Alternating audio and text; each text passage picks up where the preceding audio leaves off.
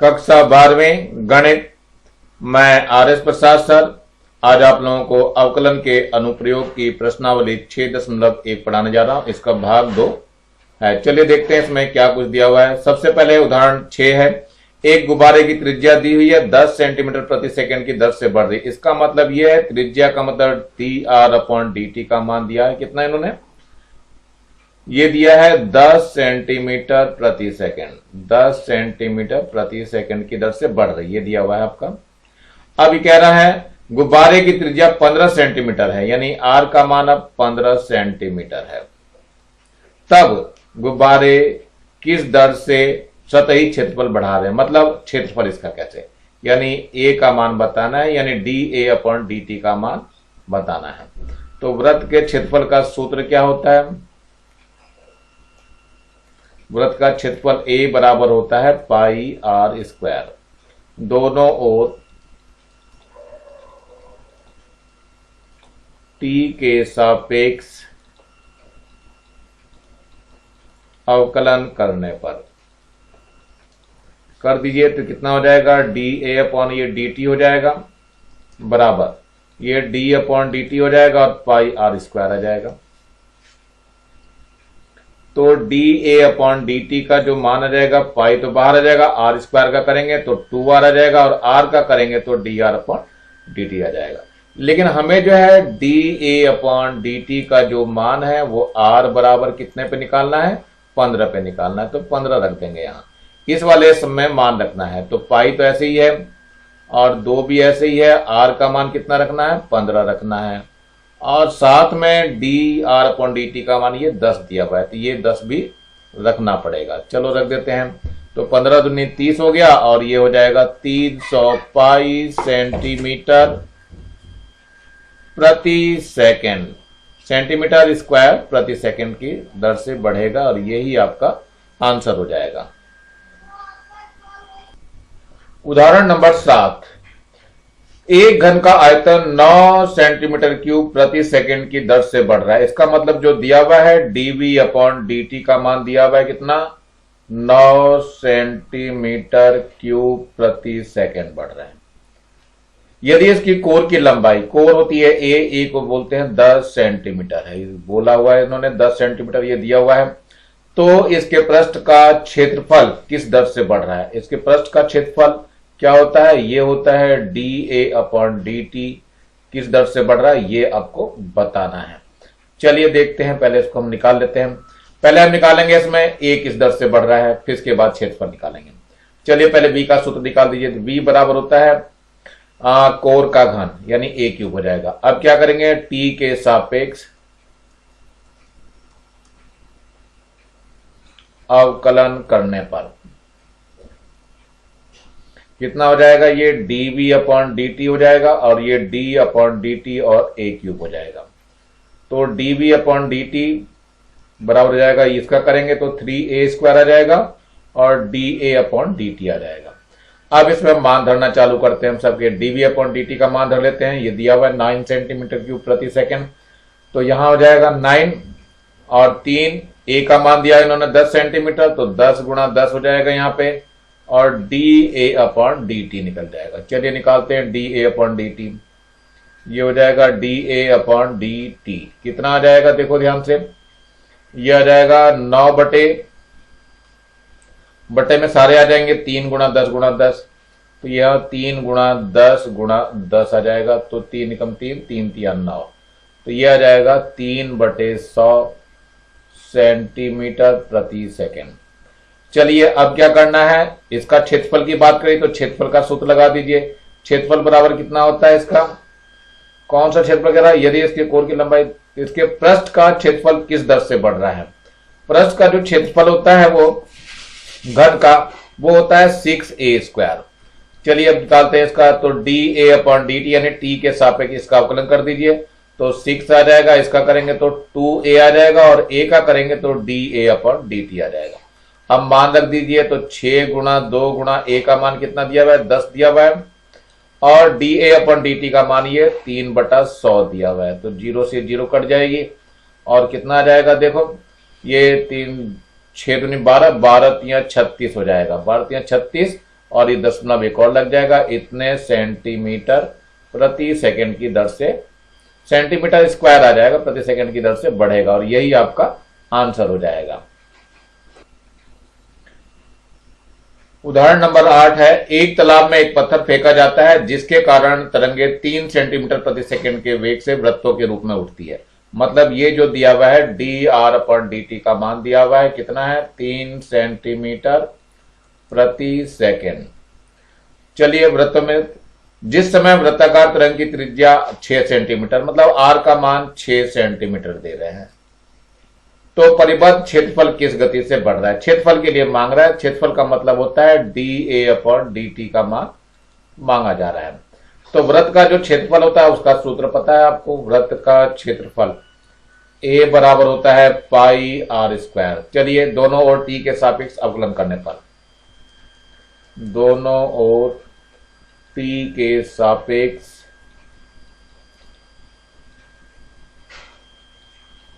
अवकलन करने पर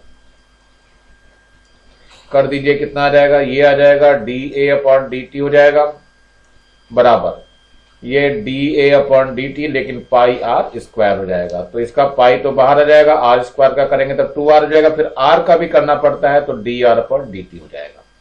अब ये जो निकल के आया dA/dt का मान आ गया है, लेकिन हमें dA/dt का मान किस पे चाहिए, r का मान दे रखा है इन्होंने, r बराबर 6 पे चाहिए, रख दीजिए। ये हो गया पाई है और यह 2 है, r का मान कितना दिया हुआ है, r का मान ये 6 दे दिया है तो 6 रख लीजिए, और dr/dt का मान ये दिया हुआ है 3 सेंटीमीटर प्रति सेकंड, तो यहाँ पे 3 रख दीजिए, कितना हो जाएगा, ये 3 दूनी 6 और 6 36, तो 36 पाई, और ये क्या आ जाएगी यूनिट इसकी, सेंटीमीटर स्क्वायर प्रति सेकंड हो जाएगा, और यही आपका आंसर हो जाएगा। उदाहरण नंबर 9 देखते हैं, बर्फ का गोला एक समान दर से पिघलता है। गोले की त्रिज्या 5 सेंटीमीटर है, गोले के आयतन के परिवर्तन की दर इसकी त्रिज्या के सापेक्ष बताना है। तो चलिए देखिए, त्रिज्या इन्होंने 5 सेंटीमीटर दे दी है, r का मान इन्होंने 5 सेंटीमीटर दिया हुआ है। चलिए देखते हैं क्या है, गोले का जो आयतन होता है, पहले तो ये गोले का आयतन का सूत्र निकालना है। गोले का आयतन v, तो v का सूत्र होता है 4/3 पाई r क्यूब। तो r के सापेक्ष अवकलन करने पर कितना हो जाएगा, dv/dr हो जाएगा, और यहां पे d/dr लेंगे लेकिन 4/3 पाई r क्यूब आ जाएगा। तो 4/3 पाई तो कांस्टेंट है, बाहर आ जाएगा, r क्यूब का करेंगे तो 3r स्क्वायर हो जाएगा, और इसका r का 1 हो जाएगा। लेकिन क्या कहा है इन्होंने, dv/dr का मान जो निकालना है, r बराबर कितने पे, 5 पे निकालना है, तो dv/dr का मान r बराबर 5 पे निकाल दीजिए, तो इस पूरे में रखना मान, तो 4/3 पाई है और 3 तो है, यह r का मान कितना है 5, तो 5 का वर्ग हो जाएगा। तो देखते हैं 3 से 3 कट जाएगा, ये तो कितना हो गया, 4 पाई हो गया, और गुणा 5 पंजे 25, तो 25 चौक 100, तो 100 पाई, पाई का मान धड़ा चाहो धर सकते हो, नहीं तो रहने दीजिए। इतने सेंटीमीटर क्यूब प्रति सेकंड आ जाएगा, और यही आपका आंसर हो जाएगा। चलिए उदाहरण नंबर 10 पे देखते हैं, एक गोलाकार गुब्बारे की त्रिज्या 10 सेंटीमीटर प्रति सेकंड की दर से बढ़ रही है। मतलब ये जो दिया हुआ है dr/dt का मान दिया है 10 सेंटीमीटर प्रति सेकंड की दर से बढ़ रही है। गोले के पृष्ठ क्षेत्रफल किस दर से होगी, r का मान इन्होंने दे दिया है 15 सेंटीमीटर। हमें क्या निकालना है, गोले का पृष्ठ क्षेत्रफल, पृष्ठ क्षेत्रफल को हम क्या कहते हैं, s से दिखाते हैं, तो ds/dt का मान हमें निकालना है। चलो देखते हैं, पहले गोले की त्रिज्या देर की एक समान दर से बढ़ रही है, गोले का पृष्ठ क्षेत्रफल मांग रहा है, तो गोले का पृष्ठ क्षेत्रफल जो होता है वो 4 पाई r स्क्वायर होता है। चलिए 4 पाई r स्क्वायर होता है गोले का पृष्ठ, गोले के पृष्ठ का क्षेत्रफल 4 पाई r स्क्वायर होता है। तो दोनों ओर t के सापेक्ष अवकलन करने पर कर दीजिए तो यहाँ ds अपॉन dt आ जाएगा और बराबर यहाँ d अपॉन dt रहेगा और कितना आ जाएगा 4 पाई आर स्क्वायर। देखिए 4 पाई तो कॉमन कांस्टेंट है, बाहर आ जाएगा। इस आर स्क्वायर का करेंगे तो 2r आ जाएगा और r का dr अपॉन dt हो जाएगा। तो ये आ गया ds अपॉन dt का मान। लेकिन हमें जो चाहिए ds अपॉन dt का मान कितने पे चाहिए, r बराबर 15 पे चाहिए। तो r बराबर 15 इसमें रखना पड़ेगा। तो 4 पाई है ये और इस 2 और आ गया है और r का मान इन्होंने 15 दिया है, dr अपॉन dt का मान ये 10 दिया हुआ है। तो यहां पे गुणा 10 हो जाएगा। देखते हैं कितना हो जाएगा।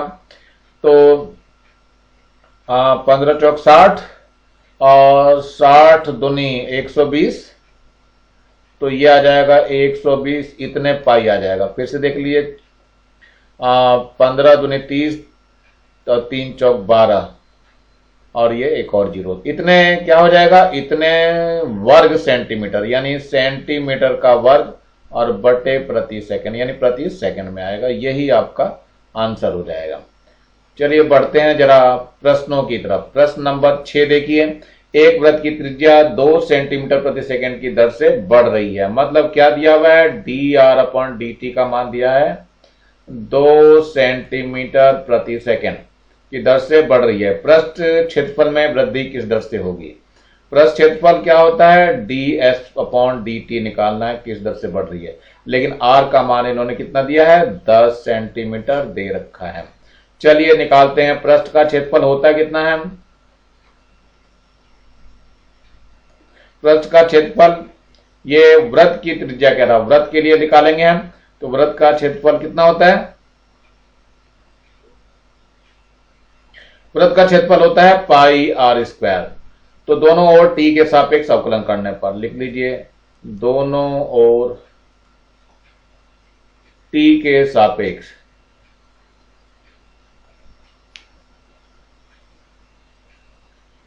यहां पर s को ही a मैंने कहा है, तो ध्यान रखना s और a एक ही चीज यहां ले रखा है। दोनों ओर t के सापेक्ष अवकलन करने पर कर दीजिए इसमें। तो s की जगह मान ले दिया ds अपॉन dt लिख दीजिए, चाहे a लिख लीजिए। तो d अपॉन dt हो जाएगा और यहां पे पाई आर स्क्वायर ऐसे रहेगा। तो पाई तो बाहर रह जाएगा, आर स्क्वायर का करेंगे तो 2r आ जाएगा और r का dr अपॉन dt हो जाएगा। ये किसका मान आ गया, ds अपॉन dt का। लेकिन ds अपॉन dt का मान हमें r बराबर 10 पर चाहिए।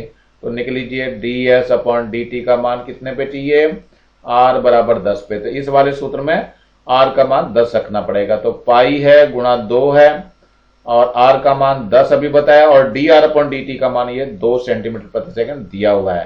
तो ये आ जाएगा, कितना आ जाएगा, गुणा भाग कर लेते हैं, 2 दूनी 4, 4 दहम 40 पाई और यूनिट क्या आ जाएगी, सेंटीमीटर स्क्वायर प्रति सेकंड, और यही आपका आंसर हो जाएगा। चलिए ये देखते हैं 7वां। शांत जल में पत्थर फेंकने से वृत्त तरंग बनती है जिसकी त्रिज्या 2 सेंटीमीटर प्रति सेकंड से बढ़ रही है। मतलब दिया हुआ है dr अपॉन dt का मान दिया है 2 सेंटीमीटर प्रति सेकंड। जब त्रिज्या 2 सेंटीमीटर हो, मतलब 7 सेंटीमीटर हो, तो 7 सेंटीमीटर r दे दिया है। क्षेत्रफल में वृद्धि की दर बताइए। तो क्षेत्रफल a जो होता है वो पाई आर स्क्वायर होता है, इसका dA अपॉन dt निकाल दीजिए। तो कितना हो जाएगा, dA upon dt pi R square, कितना बन जाएगा, ये पाई तो बाहर आ जाएगा, आर स्क्वायर का करेंगे तो 2r हो जाएगा और dr अपॉन dt r का हो जाएगा। तो ये dA अपॉन dt का मान निकल गया, जैसे पिछले प्रश्नों में करते आ रहे हैं बिल्कुल। लेकिन ये मान जो चाहिए हमें किस पे चाहिए, r बराबर 7 पर चाहिए। तो निकाल के देखते हैं जरा, dA अपॉन dt कब चाहिए, जब r का मान 7 सेंटीमीटर हो। तो चलो रख देते हैं। तो ये पहले तो पाई दिया हुआ है और 2 है दिया हुआ और r का मान कितना हो गया, 7 हो गया और dr अपॉन dt का मान दे रखा है 2 सेंटीमीटर प्रति सेकंड, तो 2 भी रख दिया गया। पाई का मान अब रखना पड़ेगा, 22/7 हो जाएगा, 2 गुणा 7 गुणा 2 हो जाएगा। तो 7 से 7 कट जाएगा, तो 4 दूनी 8, 2 दूनी 4 हो गया, 4 दूनी 8 और फिर एक और 8, इतने सेंटीमीटर स्क्वायर प्रति सेकंड इसका आंसर हो जाएगा। प्रश्न नंबर 8 है, एक गुब्बारे की त्रिज्या 10 सेंटीमीटर प्रति सेकंड की दर से बढ़ रही है। मतलब dr अपॉन dt का मान दिया हुआ है, कितना दिया हुआ है, 10 सेंटीमीटर प्रति सेकंड की दर से बढ़ रही है। जब गुब्बारे की त्रिज्या 15 सेंटीमीटर हो, यानी आर का मान कितना हो, 15 सेंटीमीटर हो, तो गुब्बारे का सतही क्षेत्रफल यानी कि पृष्ठ क्षेत्रफल कितना बढ़ रहा होगा। गुब्बारा गोल है तो पृष्ठ क्षेत्रफल s होता है जो कि 4 पाई आर स्क्वायर होता है। इसका फिर वही t के सापेक्ष अवकलन करोगे तो ds अपॉन dt आ जाएगा, तो d अपॉन dt ये 4 पाई आर स्क्वायर हो जाएगा, और 4 पाई आर स्क्वायर मतलब 4 पाई तो बाहर हो जाएगा, आर स्क्वायर का करेंगे तो 2r और dr अपॉन dt आ जाएगा। तो ये बिल्कुल पिछले प्रश्नों की तरह ही करना है। इसमें dr अपॉन dt का मान 15 सेंटीमीटर पे चाहिए, तो निकालते हैं ds अपॉन dt कितने पे चाहिए, r बराबर 15 सेंटीमीटर। मान रख देते हैं, 4 है, पाई है और 2 है, और r का मान 15 दिया हुआ है, dr अपॉन dt का ये मान 10 दिया हुआ है, तो यहाँ पे 10 रख देंगे। तो देखते हैं कितना हो जाएगा, ये 15 दूनी 30 और 3 चौक 12, 120 और एक और 0, इतने पाई सेंटीमीटर स्क्वायर प्रति सेकंड हो जाएगा, और यही आपका आंसर हो जाएगा। चलिए 9वें प्रश्न पे चलते हैं हम। एक गोले के आयतन के परिवर्तन की दर इसकी त्रिज्या के सापेक्ष ज्ञात कीजिए जबकि त्रिज्या 3 सेंटीमीटर हो, यानी r का मान दे रखा 3 सेंटीमीटर। चलो देखते हैं, आयतन में परिवर्तन की दर ज्ञात करनी। तो आयतन जो गोले का होता है वो होता है 4/3 पाई आर क्यूब। तो क्या करना है, r के सापेक्ष अवकलन करने पर कर दीजिए तो dv अपॉन dr हो जाएगा, यहां d अपॉन dr लिखेंगे और 4/3 पाई आर क्यूब आ जाएगा। तो 4/3 पाई तो बाहर आ जाएगा, आर क्यूब का करेंगे तो 3r स्क्वायर हो जाएगा। ये हो गया dv अपॉन dr का मान।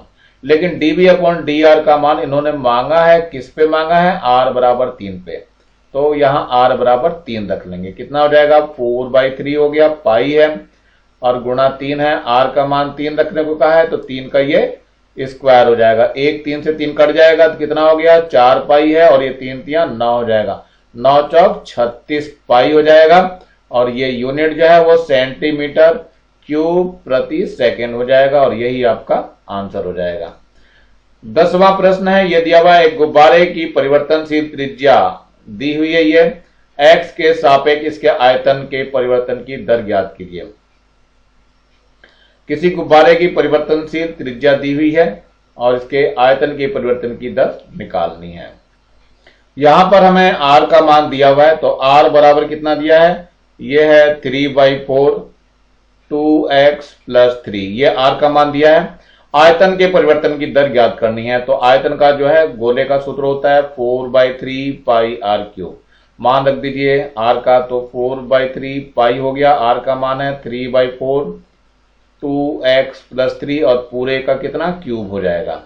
अब इसको सॉल्व कर लेते हैं, तो ये हो जाएगा 4/3 पाई और ये हो जाएगा 3 3 9 3 27 और 4 चौक 16 चौक 64 और 2x + 3 का क्यूब हो जाएगा, तो 4 एकम 4 हो जाएगा और 4 एकम 4 16 चौक 64 आ जाएगा ये।